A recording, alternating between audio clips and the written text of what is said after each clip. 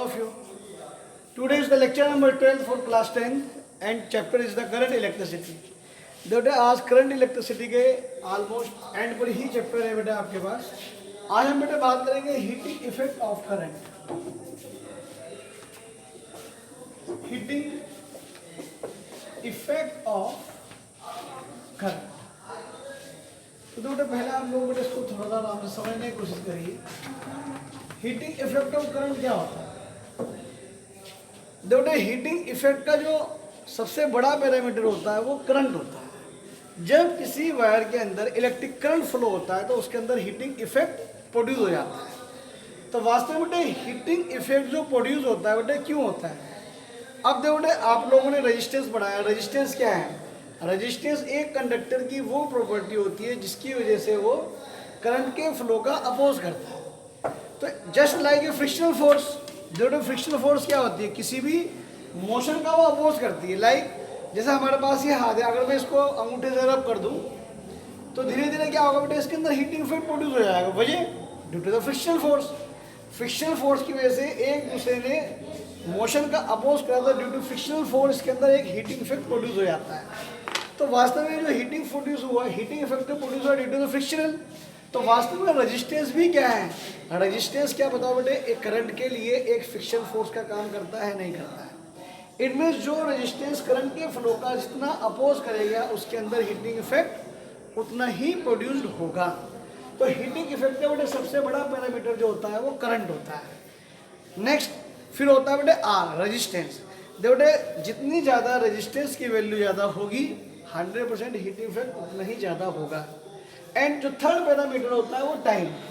यानी कि कोई करंट किसी भी कंडक्टर के अंदर जितने टाइम के लिए वो फ्लो होगा, जितने ज़्यादा समय के लिए वो फ्लो होगा, 100% बेटा हीटिंग इफेक्ट उसके अंदर उतना ही ज़्यादा प्रोड्यूस हो जाएगा. करेक्ट.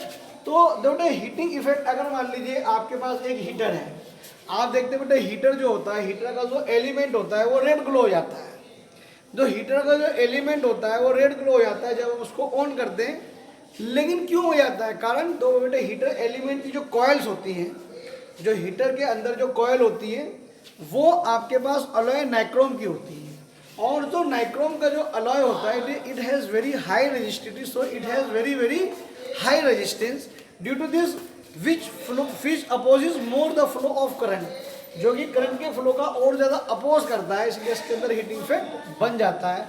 और नाइक्रोम का लेने का एक दूसरा रीजन बेटे ये भी होता है कि वो लगभग 3300 डिग्री सेल्सियस तक भी वो बढ़ नहीं होता है. यानी कि 3300 डिग्री सेल्सियस तक का भी टेम्परेचर वो बर्दाश्त कर लेता है. तो यही कारण होता है बेटा हम जो हीटर का जो एलिमेंट लेते हैं वो अलॉय लेते हैं. अब मान लिया बेटा एक हमारे पास, ये मान लिया बेटा हमारे पास एक हीटर का, ये मान लिया बेटा हमारे पास एक ये हीटर है. करेक्ट. और इस हीटर को बेटा मैंने किसी बैटरी के हायर पोटेंशियल से अगर मैं इसको कनेक्ट कर देता हूँ V से, तो डेफिनेटली जो करंट विल फ्लो. अब इस हीटर के एलिमेंट का रेजिस्टेंस ज्यादा है तो definitely it will oppose that current, that flow of current. अब आपका क्या होगा? जब इस करंट के फ्लो का अपोज करेगा तो इससे पास होगा तो इसके अंदर हीट इफेक्ट कुदरती बन जाएगा. अब हमें हीटिंग इफेक्ट का डेरिवेशन निकालना है.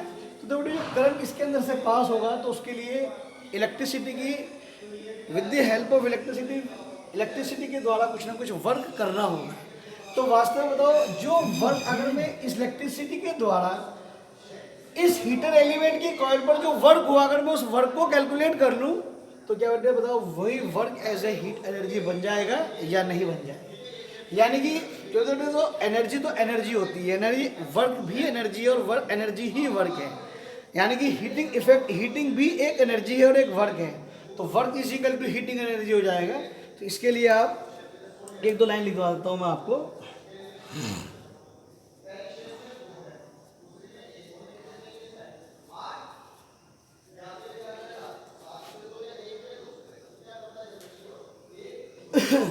So offers resistance, so work must be done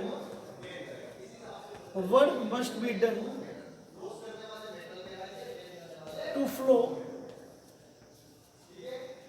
current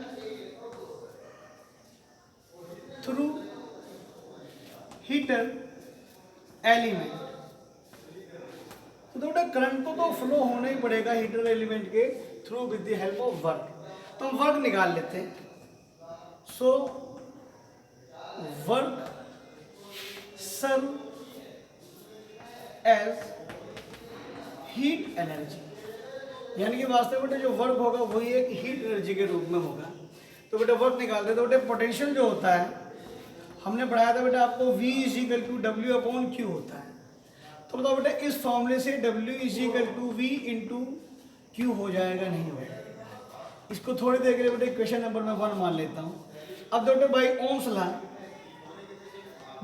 Ohm's law जो होता है V इजिकल टू IR होता है नहीं होता है, ठीक है ना। एंड आल्सो जो करंट होता है I it is the Q upon T, ठीक है ना। Put the value of V and I in equation number 1।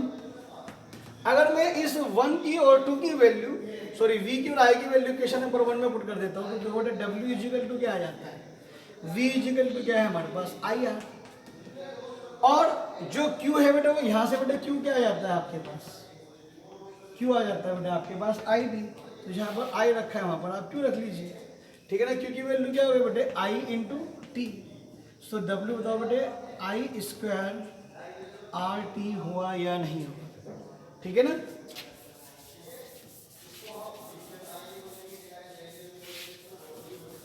अब देखो बेटा आपके पास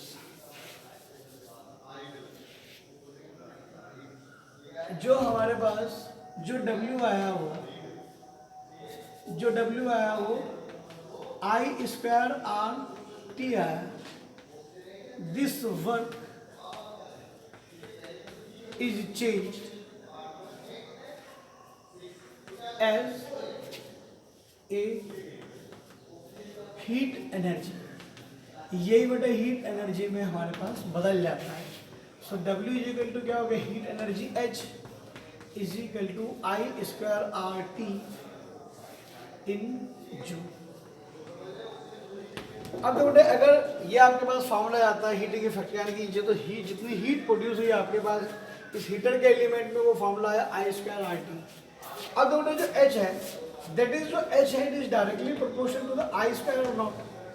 इट मीन्स कि अगर current 2 times will be increased तो heating effect will be 4 times increase, यानी कि अगर करंट की वैल्यू आप दुगनी कर देते तो हीटिंग इफेक्ट 4 गुना बढ़ जाएगा। In the similar way heat is directly proportional to the resistance. आप जितना रेजिस्टेंस बढ़ोगे उतना टाइम्स ही हीट बढ़ जाएगा। अगर आप 2 टाइम अगर करंट को 2 टाइम बढ़ाऊंगा तो हीट इफेक्ट 4 टाइम्स बढ़ेगा, लेकिन अगर रेजिस्टेंस को मैं 2 टाइम्स बढ़ाता हूँ तो हीटिंग इफेक्ट भी 2 टाइम्स बढ़ेगा। इन द सिमिलर वे अगर मैं टाइम को दुगना करता हूँ तो हीट इफेक्ट भी दुगना होगा। तो बेटा अगर इन तीनों पैरामीटर में मैं कंपेयर करता हूँ तो जो मोस्ट इंपोर्टेंट पैरामीटर आता है वो करंट आता है। क्यों आता है करंट, क्योंकि बेटा करंट के स्क्वायर के डायरेक्टली प्रोपोर्शनल होता है। इट मीन्स कि करंट अगर आप जितना बढ़ाओगे तो उसका स्क्वायर के बराबर हीट इफेक्ट इंक्रीज होगा। तो मोस्ट इंपोर्टेंट जो पैरामीटर होता है वो करंट होता है। अब देखो बेटे एक जो एनर्जी की यूनिट होती है वो कैलोरी भी होती है। अब देखो बेटे जो 1 कैलोरी होता है वो 4.2 जूल होता है, ठीक है ना। तो बताओ 1 joule is equal to 1/4.2 calorie हुआ या नहीं हुआ। इट मीन्स कि अगर आपसे आंसर जूल में पूछता है तो सिंपली आप I स्क्वायर RT की ऐसा यूनिट रखें तो आपको जो आंसर मिलेगा वो जूल में मिलेगा, लेकिन कई बार आंसर को वो कैलोरी में भी निकलवा सकता है।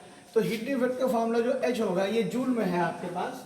तो इसको अगर मैं I स्क्वायर RT अपॉन 4.2 से अगर मैं डिवाइड कर देता हूँ तो ये आंसर मेरे पास कैलोरी के अंदर आ जाता है। तो ये आपके पास पूरा एक टॉपिक हुआ बेटे हीटिंग इफेक्ट ऑफ करंट का। ओके, तो बेटा आज के लिए यहीं पर नेक्स्ट टॉपिक में मैं आपको हीटिंग इफेक्ट के कुछ न्यूमेरिकल्स करवाऊंगा। ओके, थैंक यू बेटा।